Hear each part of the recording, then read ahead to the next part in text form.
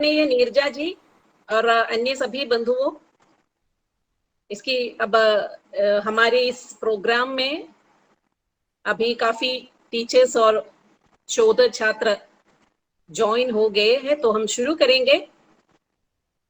हमारे इस lecture series में ये दूसरा भाषण है और मैं सबसे पहले हमारे विभाग के जो शबाना जी को अभिनंदन करना चाहूंगी, क्योंकि उन्होंने जो पहल किया है, जो शुरू किया है, तो वो आगे जारी कर रहे हैं। तो आज खुशी की बात है कि आज ऐसा एक विषय लेकर नीरजा जी हमारे सामने आ रही है जो हमेशा ही अधुनाधुन रहा है, क्योंकि साहित्य में जितनी भी समस्याएं हैं उन पर चर्चाएं हो रही है, लेकिन ये जो ट्रांसजेंडर विमर्श जो है हमारे लिए, टीचर्स के लिए और काफी शोध छात्रों के लिए बहुत सारी शंकाएं हैं उस विषय पर, क्योंकि वे शोध कर रहे हैं और सामाजिक तौर पर और साहित्यिक तौर पर इस पर विचार करना होगा, क्योंकि उनकी समस्याएं क्या है, उनके अधिकार क्या है, राइट्स क्या है, और साहित्य में उनकी अभिव्यक्ति सही हुई है या नहीं, इन सब पर विस्तार रूप से नीरजा जी इधर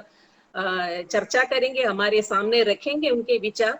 और सभी शोध छात्रों से अनुरोध है कि वे सक्रिय रहे इसमें और इस चर्चा में भी सक्रिय रूप से भाग ले, क्योंकि हमारे इस विषय पर जैसे कि कोई नाम रख रहा है तब से लेकर विवाद है, क्योंकि ट्रांसजेंडर को अगर किन्नर कहा जाए तो भी विवाद है, जब अगर थर्ड जेंडर कहा जाए, तृतीय लिंग कहा जाए, तब भी विवाद है, क्योंकि अगर थर्ड जेंडर ये है तो फर्स्ट और सेकंड प्लेस किसको देंगे, वो बहुत ही विवाद है, क्योंकि फर्स्ट और सेकंड प्लेस किसी को देंगे, अगर किसी का नाम अगर पुरुष कहेंगे या स्त्री कहेंगे तब भी विवाद हो जाएगा। तो इस बात को लेकर बहुत सारी विवाद इस तरह है, बहुत सारी शंकाएं भी है, तो इन सब पर विस्तार रूप से इस चर्चा में प्रकाश डाला जाएगा, ऐसा विश्वास है। और मैं सब संचालिका के रूप में मैं इस काम को आगे बढ़ा रही हूँ और इस भाषण परंपरा में स्वागत भाषण देने के लिए मैं हमारे विभाग के प्राध्यापिका डॉक्टर एन ज्योति को आमंत्रित करती हूँ।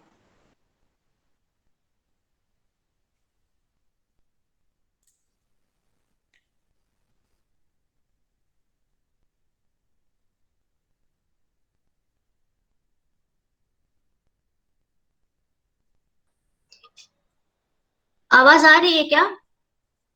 हाँ, आ रही है, आ रही है, आ रही है। ओके, अच्छा, सबों को मेरा नमस्कार।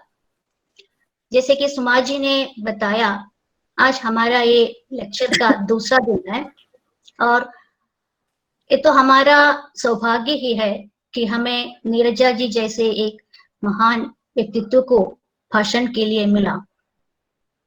जैसे कि आप लोग सब जानते हैं, उनके बहुत सारी किताबें प्रकाशित हो चुकी है और उनके किताबों के जरिए उनसे भी आप लोग परिचित है। फिर भी कुछ बातें मैं बताना चाहूंगी। समकालीन जो साहित्य है, उस साहित्य में, साहित्य की सभी विधाओं में उन्होंने तूलिका चलाई है, जैसे उपन्यास, कहानी, कविता, निबंध, जैसे भिन्न भिन्न विधाओं में उन्होंने तूलिका चलाई है और अब भी चला रही है। यानी उनका ये जो कार्य अब भी हो रहा है, इस कारण से उनका ये रचना संसार जो है वो बहुत व्यापक है, वो विस्तृत है। तो इसकी रचनाओं के का नाम लेना तो मेरे लिए तो एक बहुत बड़ा क्या बताऊं उनसे, एक एक करके नाम तो मैं बता नहीं सकती, एक लंबी सूची है और ऐसे ही एक महान प्रतिभाशाली साहित्यकार है वे। तो आज का हमारा विषय तृतीय लिंग की विमर्श है और उनका जो रचना है यमदी नामक जो उपन्यास है, उसमें उन्होंने इस विषय को लेकर यानी ये किन्नर लोगों की जो समस्याएं हैं उसका बहुत ही सुंदर चित्रण इसमें किया है। शायद इसी के साथ ही इस विषय को लेकर बाकी सब साहित्यकार इस विषय की ओर उनकी दृष्टि पड़ी होगी, ऐसा मेरा विचार है। तो अपनी ये महत्वपूर्ण कार्य, इसी के द्वारा एक नया दरवाजा तो खोल दिया। ये तो बहुत ही श्लाघनीय कार्य है। और आप बहुत पुरस्कार भी, अनेक पुरस्कार भी आपको प्राप्त हुआ है। जैसे प्रतिभावान व्यक्ति की प्रतिभा हमेशा सम्मानित किया जाएगा, उसी तरह उनकी जो पुस्तकों की सूची मैंने बताया कि बहुत लंबी है, उसी तरह उन्हें जो पुरस्कार मिला है उनकी सूची भी बहुत लंबी है। तो उनका जो किताबें जो है विभिन्न विश्वविद्यालयों में पाठ्यक्रम में भी रखा गया है।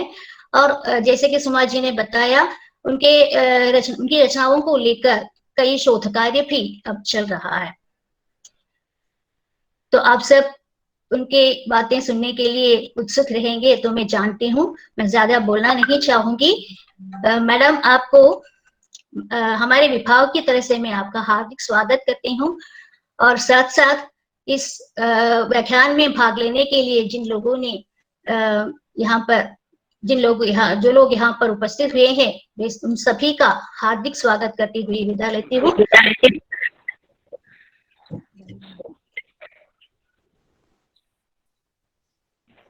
धन्यवाद ज्योति।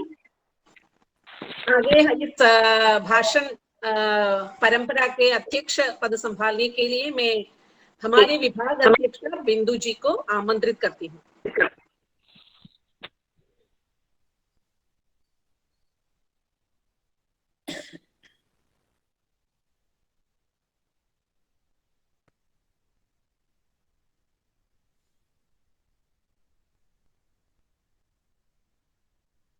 बिंदु।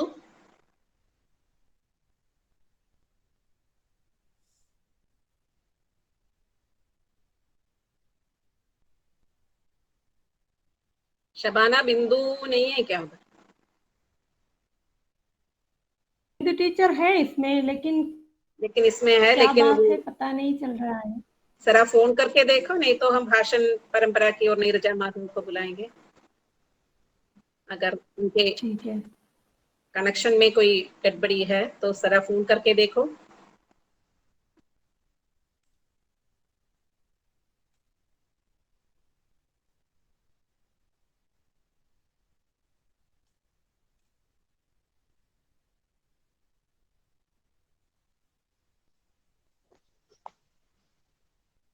हेलो। हाँ, हेलो। ओके बिंदु। मेरी आवाज आ रही है? हाँ, अच्छा। वो मैं सबसे पहले शबाना को, उन्होंने ऐसे एक लेक्चर सीरीज व्याख्यान माला का आयोजन करने के लिए तैयार हुई, और उसके लिए मैं सबसे पहले उनका अभिनंदन करना चाहूंगी। और उसके साथ साथ जितने भी लोग यहाँ नीरजा माधव जी के भाषण सुनने के लिए तैयार आतुर होकर बैठे हैं, उन सबका स्वागत करते हुए और नीरजा माधव जी से अनुरोध करती हूँ कि वे अपना भाषण दे और भाषण से सभी श्रोताओं को अनुग्रहित करे। बहुत धन्यवाद बिंदु जी, बहुत धन्यवाद। मेरी आवाज पहुंच रही है आप लोगों तक? हाँ, पहुंच रही है मैम। अच्छा, सबसे पहले तो आज की जो ये टेक्नोलॉजी है, इसके माध्यम से मुझे तिरुवनंतपुरम तक बुलाने के लिए आप लोगों का बहुत आभार। गवर्नमेंट महिला महाविद्यालय तिरुवनंतपुरम के स्नातकोत्तर विभाग और शोध केंद्र हिंदी विभाग द्वारा जो आयोजित यह व्याख्यान माला है, इसमें आप लोगों ने आज के दिन जो तृतीय लिंगी विमर्श के बारे में एक बातचीत करने के लिए, संवाद के लिए मुझे बुलाया, इसके लिए मैं आप लोगों की बहुत आभारी हूँ।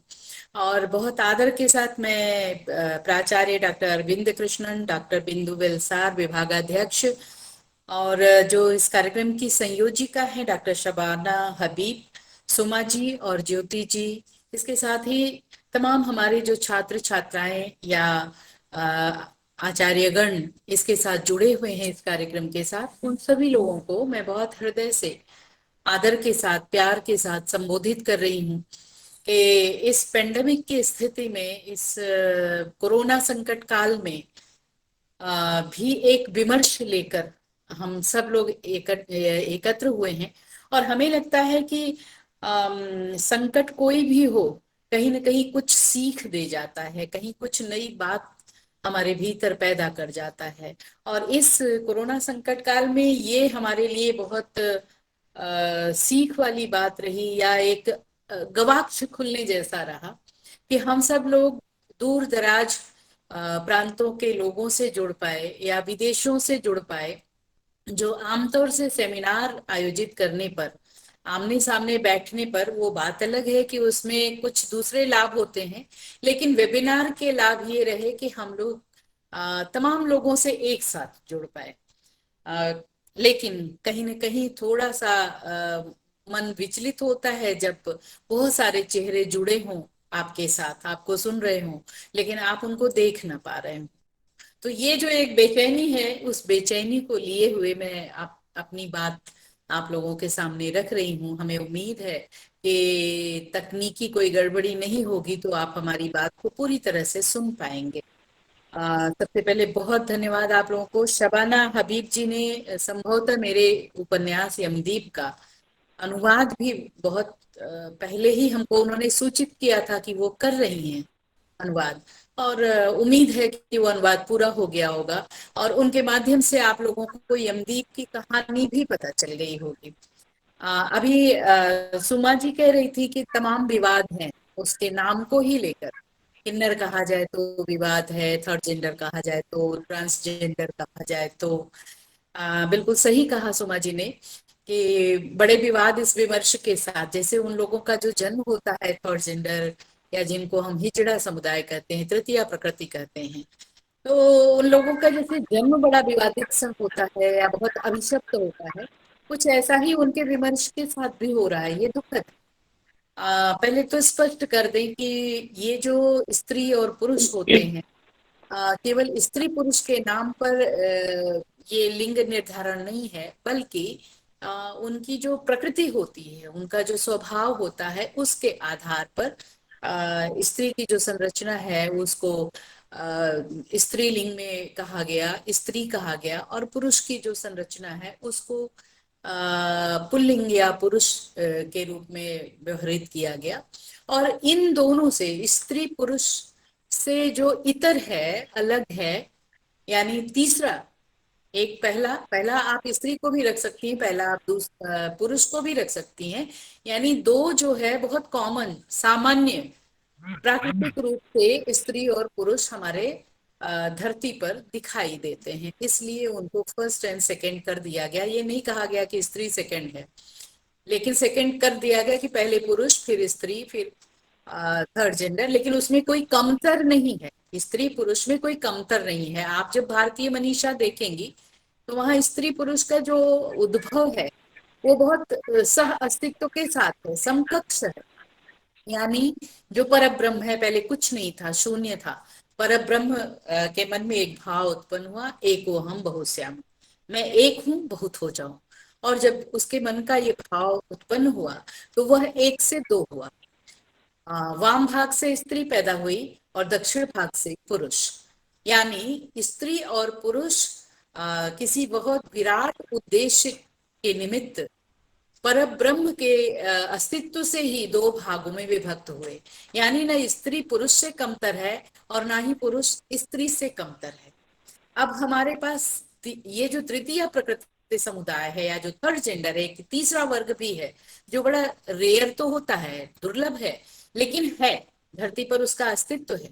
तो जहां पर मेरा अपना मानना है कि जहां पर ये स्त्री पुरुष का जो द्वैत है वह द्वैत खत्म होता है, यानी स्त्री है या पुरुष है, यह द्वैत खत्म हो जाता है, उस जगह से इस तृतीय प्रकृति समुदाय का, जिनको हम लोग अपने समाज में कुछ 100, 200, 400 वर्षों पहले से हिजड़ा शब्द से संबोधित करना शुरू कर दिया हम लोगों ने, वहां से इनका उद्भव होता है, एक स्त्री पुरुष से परे जाकर।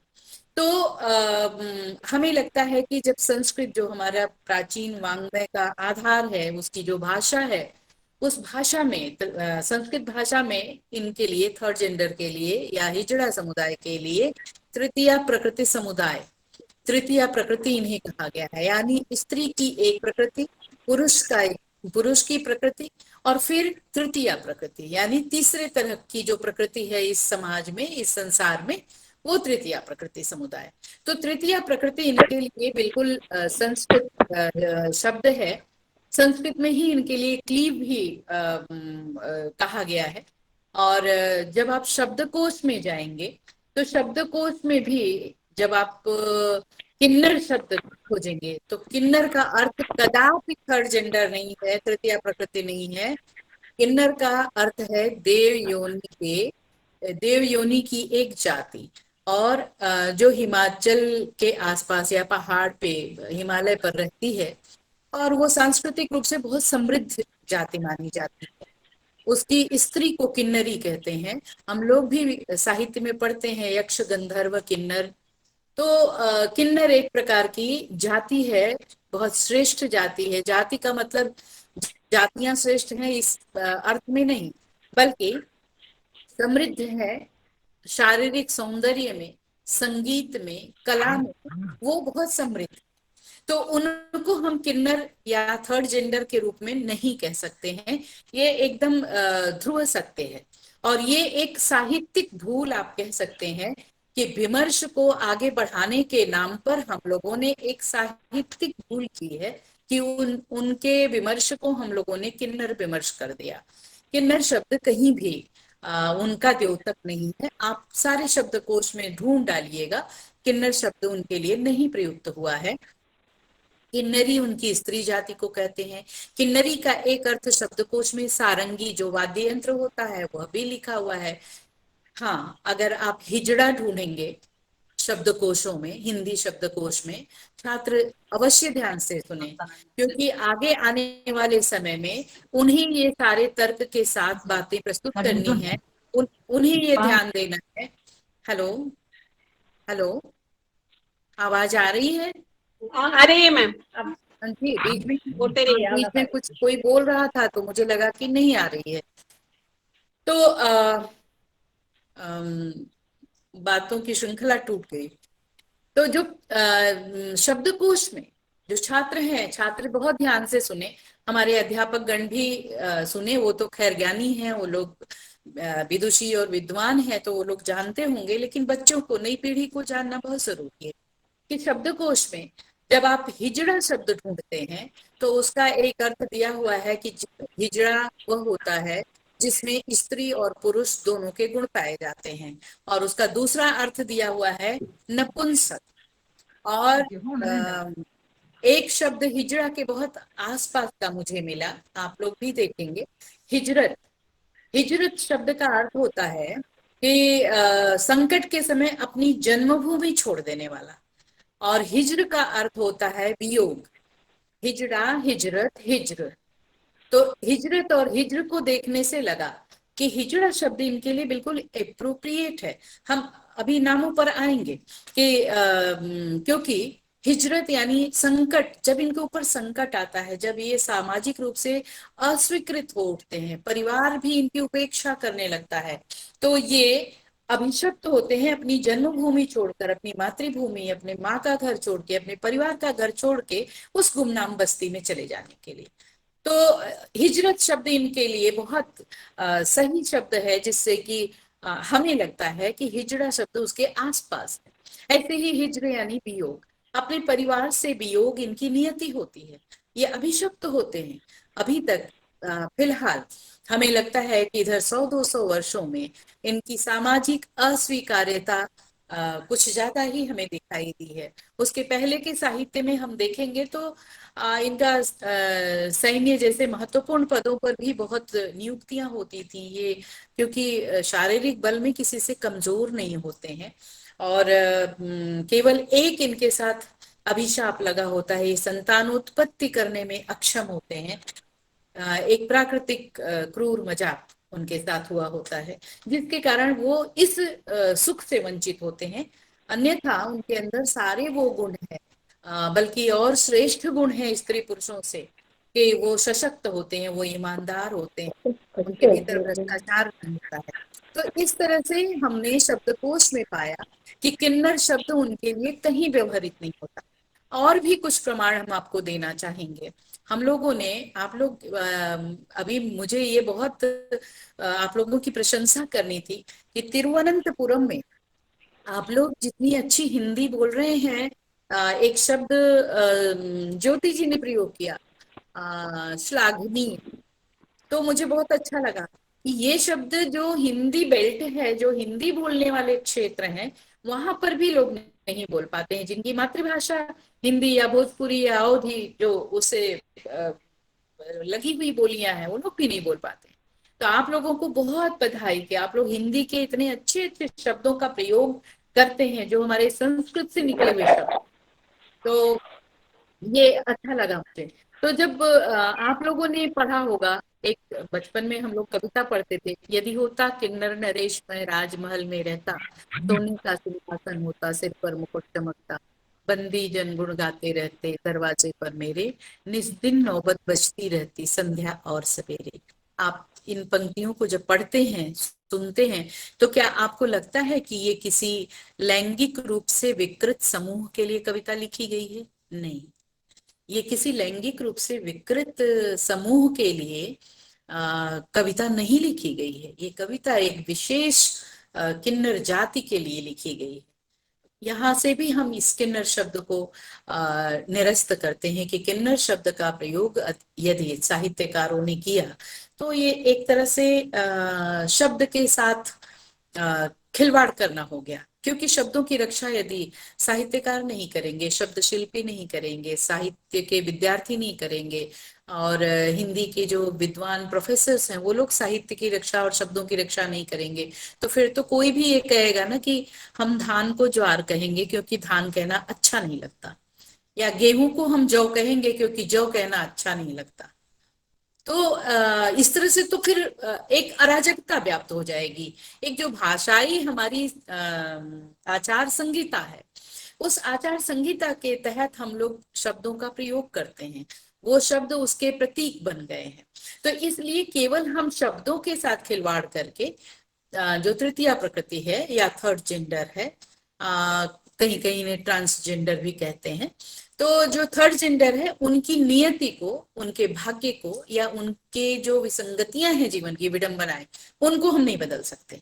कि हम उनको अगर हिजड़ा से किन्नर कह दें या तृतीया प्रकृति से किन्नर कह दें, तो किन्नर कहने से उनकी स्थिति, सामाजिक स्थिति सुधर जाएगी या उनको सामाजिक स्वीकार्यता मिल जाएगी। ये एक फैशन चल निकला साहित्यिक विमर्श के नाम पर, जो थोड़ा दुखद है कि हम लोगों ने शब्दों की मर्यादा की रक्षा नहीं की। अमर्यादित शब्द नहीं है, लेकिन किसी दूसरे के लिए दूसरा शब्द प्रयोग कर दिया गया। तो ये एक दूसरा तर्क जो कविता के माध्यम से सिद्ध करता है कि किन्नर शब्द इनके लिए नहीं प्रयुक्त हो सकता। दूसरा एक और बड़ा साहित्यिक उदाहरण आपको दें हम, कि राहुल संकृत्यायन जी का नाम आप सब लोगों ने सुना है। यात्रा वृत्तांत उन्होंने लिखा किन्नर देश में। तो किन्नर देश में यात्रा, यानी किन्नर यदि तृतीया प्रकृति या थर्ड जेंडर या हिजड़ा समुदाय रहा होता, तो क्या आपको पता है कि कहीं हमारे भारत देश में कोई एक ऐसा प्रांत या कोई एक ऐसा क्षेत्र है जहां पर केवल तृतीया प्रकृति या थर्ड जेंडर के लोग रहते हो, जिस देश की यात्रा राहुल संकृत्यायन ने की? नहीं, क्योंकि वो हिमाचल के किन्नौर क्षेत्र की यात्रा कर रहे थे और उन्होंने भी अपने उस किन्नर देश में जो पुस्तक है उसमें यात्रा वृत्तांत में पूरा उनके कल्चर के बारे में, किन्नर जाति की कल्चर के बारे में जो वहां पर है, किस तरह से वो देवी देवताओं को मानते हैं, वहां पर कैसे कवित्रियां हुई हैं, वहां लोकगीतों की क्या स्थिति है, वहां पर खान पान कैसा है, वहां की स्त्रियां हिंदी कैसे बोल पाती हैं, जो पुरुष है वो निचले क्षेत्रों में जाते हैं व्यापार करने के लिए, यानी तमाम उस क्षेत्र का वर्णन उन्होंने अपने किन्नर देश में यात्रा वृत्तांत में किया। ये भी थोड़ा सा मुझे दुखद लगा। मैं तो अंग्रेजी की विद्यार्थी हूँ, तो अंग्रेजी मैंने पीएचडी की, फिर उसके बाद हिंदी में लिखना शुरू किया। लेकिन हिंदी के जो प्रोफेसर्स हैं, एक थर्ड जेंडर विशेषांक निकला एक पत्रिका का, तो उत्सुकतावश मैंने भी लिया उसे कि मैं देखूं कि इसमें कुछ नया है क्या। सारे लेख में पढ़ गई, कहीं कुछ मुझे नया नहीं समझ में आया। खैर, वो विषय दूसरा है, आप यमदीप पढ़ेंगे, सन 2002 में प्रकाशित हुआ। और उसके पहले उन पर जो रिसर्च मैंने किया उनकी बस्तियों में जा जाकर, वो अभी हम बाद में बताएंगे वो सारे अपने अनुभव। लेकिन जो थर्ड जेंडर विशेषांक निकला था दिल्ली से एक बहुत प्रतिष्ठित पत्रिका में, उसमें एक दिल्ली के असिस्टेंट प्रोफेसर ने लेख लिखा था।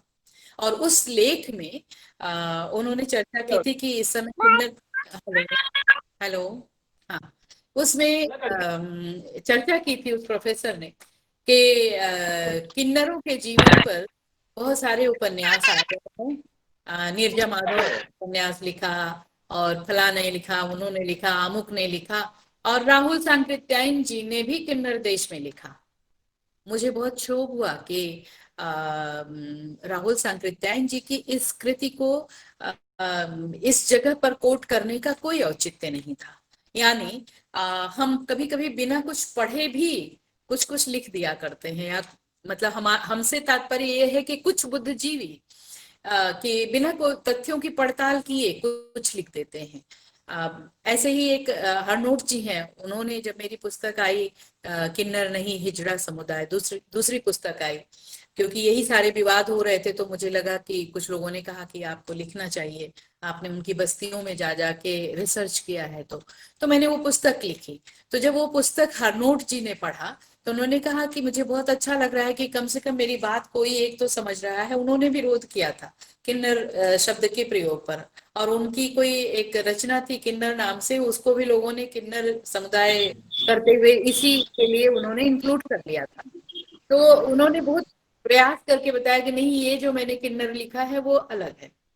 तो खैर, यहाँ पर बात हम कर रहे थे प्रमाणों की, कि किन्नर शब्द किस तरह से उनके लिए उपयुक्त नहीं है या उपयोग नहीं किया जा सकता, जिसे कि तमाम साहित्यकारों ने किया।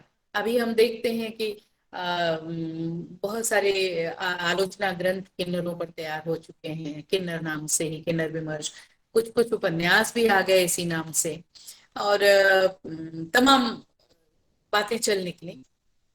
तो ऐसे में हमें लगता है कि हम लोगों को बहुत कॉन्शियस होना चाहिए, बहुत सजग होना चाहिए कि हम शब्दों के प्रयोग में सावधानी बरतें, शब्दों का प्रयोग सोच समझ कर करें। सन 2002 में जब मेरा ये उपन्यास सामयिक प्रकाशन से आया यमदीप, उसके पहले तक मैंने ये नहीं सोचा था, यह मेरा इंटेंशन कतई नहीं था कि इस विषय पर कोई विमर्श खड़ा हो जाएगा पूरे देश में। बस केवल उन लोगों की जो स्थिति थी उनको हम अक्सर देखते थे तालियां बजाते हुए और ठनगन करते हुए दरवाजों पर आना किसी के शुभ कार्य में, और जिद करके ताली पीट के और कुछ कुछ वसूली करना, कुछ नेग लेना। तो मेरे मन में हमेशा आता था कि आखिर ये हमारे आपके घरों में जैसे बच्चे पैदा होते हैं उसी तरह से पैदा होते हैं, फिर ये अपनी इन गुमनाम बस्तियों में चले जाते हैं, विवश होते हैं जाने के लिए। तो आखिर इनके खाने पीने, इनके जीवन यापन या इनके अधिकारों की रक्षा के लिए कौन सोचता है, कौन करता है? उस समय से मेरे मन में ये उद्वेलन शुरू हुआ था, और मैं उस समय आकाशवाणी में थी, प्रोग्राम ऑफिसर। तो मेरे मन में आया कि इनके ऊपर कोई इनोवेटिव फीचर बना ऊपर। तो मैंने अपने ऑफिस से एक टीम गठित की वो भी करने के लिए, इन लोगों की बस्तियों में मैं गई।